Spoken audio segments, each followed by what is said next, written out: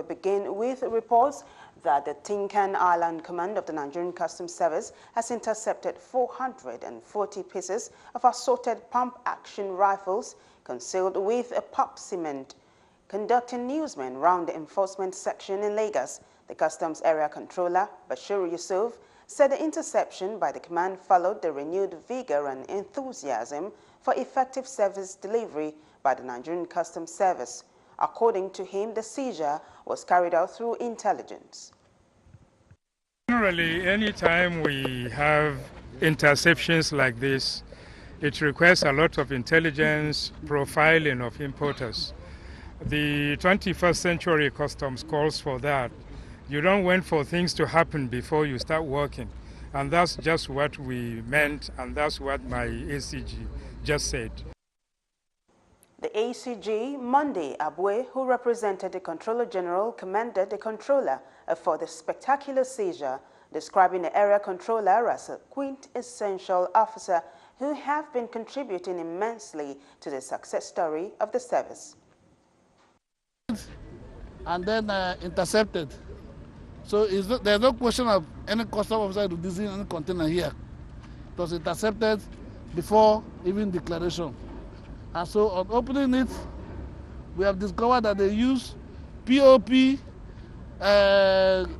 powder. This POP, was used to conceal, the importation. He said the investigation is still ongoing with a view to unraveling those behind the importation and that further profiling of the importer will be carried out to get other details. In the meantime, the federal government has resolved to support African customs in order to promote trade for economic development and enhance security within the continent. Addressing the gathering, Nigeria's Director General of Customs, Hamid Ali, said the meeting is expected to bring African customs together. To him, the meeting could not have come at a better time than now, following the release of new guidelines on the ease of doing business in Nigeria. Being here today, my colleagues, is to sit down and look inwards. All the processes that are being shown to us, the CFTA that is coming into play, the corridors that we're trying to create within Africa, the borderless customs that we're trying to create, of course, most importantly also, is border management. It was a maiden edition of the meeting, and Nigeria's Minister of Finance, Kemi Adeosun, commended the move to unite African customs, promising government's willingness to support any gesture aimed at improving free trade, development, and security within African borders. It's been a very tough year for most African economies, particularly commodity-dependent economies. It's been an extremely tough year, and I know that, I'm sure, as I speak on behalf of many of the ministers of finance in Africa, we have put our customs CGs under pressure, and you've responded accordingly. So very well done, and congratulations. Speakers from other African countries were in tune with the move to establish connectivity amongst member countries. Gentlemen and ladies, we move on to the next story now, where Standards Organization of Nigeria, SON, on Tuesday destroyed a substandard goods worth 500 million naira at a dump site in Ekpe, Lagos. Adiola Dirigbigbe filed a report. From consumables to hardwares, the average Nigerian is aware that he could be tricked into spending his hard-earned money on fake products. A motorist could also be fooled into buying tires, which components have been severely compromised because of the greed of importers. This menace came to the fore on Tuesday when the Standards Organization of Nigeria, SON, led by its Director General Osita Anthony Aboloma, destroyed substandard goods worth about 500 million naira at a dump site in Ekpe, Lagos. Director General of SON, Mr. Osita Anthony Aboloma, says the importation of substandard goods into the country is an act of corruption worthy of death sentence. He warned corporates to comply with the campaign against fake products importation or face the music. He said most of the goods found their way into the country through unapproved routes along the borders. Spark off fire and destroy houses. So we are zeroing in on bombs for the safety of our citizens and for the benefit of the consumers. That's why we are destroying these bombs and sending a strong signal that people cannot take advantage of Nigerian companies in importation of substandard. Aboloma noted that despite the series of enlightenment campaigns organized by the Standard Organization of Nigeria to educate the citizenry about the harmful effects of substandard goods, importers, especially smugglers, have continued to indulge in the illicit trade. He appealed to the general public to support the fight against substandard goods by availing the organization with useful information.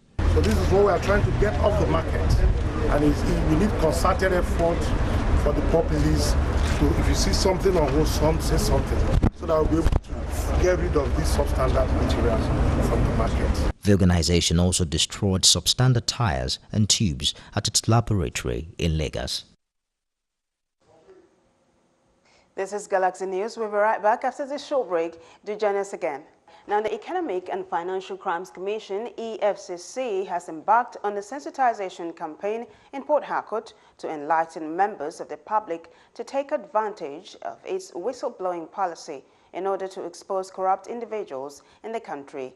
The zonal coordinator of the EFCC South-South, Ishaq Salihu, stated this while addressing newsmen in Port Harcourt, the River State capital. Essence of this work is to come together with coalition of Nigerians that believe that there is a better narrative for Nigeria, that Nigeria can be better and this fight can be taken to a higher glory. Ishaq denied insinuations that the anti-corruption fight is selective. Also, one of the civil organizations in support of EFCC's whistleblowing policy appealed to the general public to give their total support. Crime has no creed, no gender, no religion. When a kidnapper kidnaps and he gets the money, is he judged because of his faith? He is judged because of his crime. They need our support. We are here because this fight against corruption should be owned by the citizens. We are here because we are interested in mobilizing citizens to own the fight. The fight is not EFCC fight. The fight is no political party's fight. The fight is no public institution's fight. The fight belongs to the people.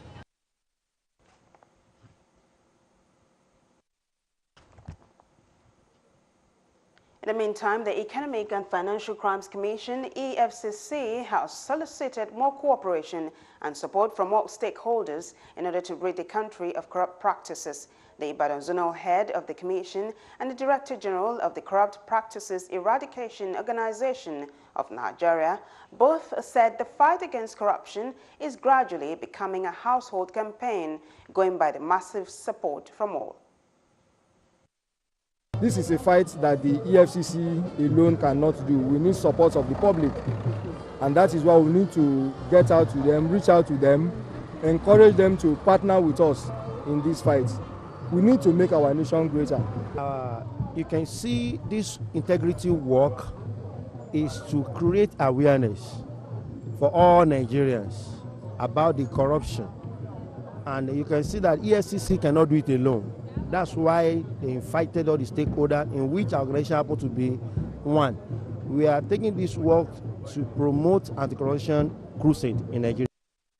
They both spoke on the effectiveness of the whistleblowing policy of the present administration. We appeal to members of the public to partner with us and give us information. As a matter of fact, the Ibadan Zonal Office is going to be officially commissioned on Thursday. That's the 25th. The executive chairman will be here.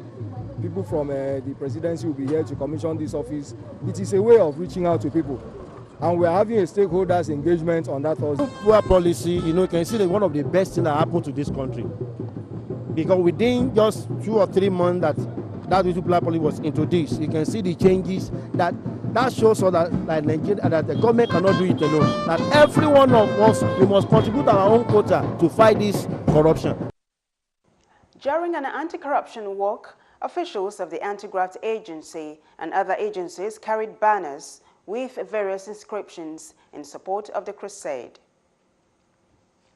And away from Oyo State now, residents of Ramoye in the Igbeda area of Lagos State on Tuesday lamented the constant flooding ravaging houses in that area anytime it rains. Speaking on behalf of residents, Samuel Enyinaya said they have written several letters to the state government soliciting their help, all to no avail. He said schools around the area are seriously affected by the flood every time it rains. He called on the Lagos State Governor Akinwunmi to come to their aid. Want government to look into it because we have been suffering this past 20 years. And we have schools in the community. And there is, whenever rain falls, there is no way for students to move away, to go out. So we want government to come and look into our community. We have even written a letter to the governor's office. Okay. We have done many things, and nothing has been done. Governor Ambode to come into our community to come and rescue us for the flood. We move to Kano State now, where Governor Abdullahi Ganduje says the internally generated revenue of the state has improved immensely by jumping from 15 billion naira in 2014 to 40.3 billion in 2016. Ganduje said this at Kano's first economic summit in 10 years. Our vision is to get a private sector-driven economy, and in line with the federal and state government's resolutions to improve Nigeria's ranking on the World Bank Ease of Doing Business Index. Our internally generated revenue base has improved from 15 billion in 2015 to 40.3 billion in 2016. The Minister of Budget, Udo Doma, called on the state government and other relevant agencies to ensure that the state is conducive for business. He said Kano has the potential to succeed in the international market if it improves its goods and farm produce to international standard.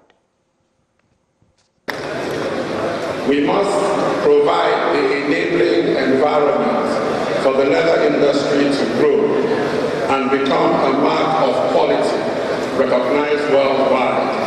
I remember when I was the chairman of the Presidential Committee on Incentives and Waivers, we visited some Kano leather plants.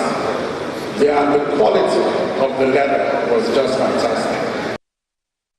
Dignitaries at the summit include the acting president, Yemi Oshibajo, who was represented by the Minister of Interior, Abdulrahman Dambazao, the Sultan of Sokoto, Saad Abubakar III, local and international investors, government functionaries, amongst others.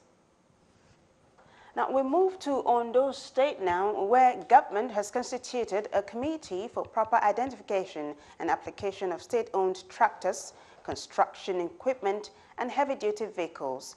The committee's term of reference includes ascertaining location and determining the current status of all such equipment, as well as producing detailed inventory of the equipment and to make appropriate recommendations to the state government with respect to proper application, amongst others.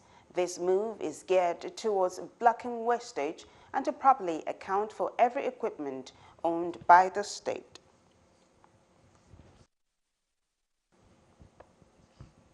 And we move to Ekiti State now, where the governor, Ayodele Fayose, says that he is set to approach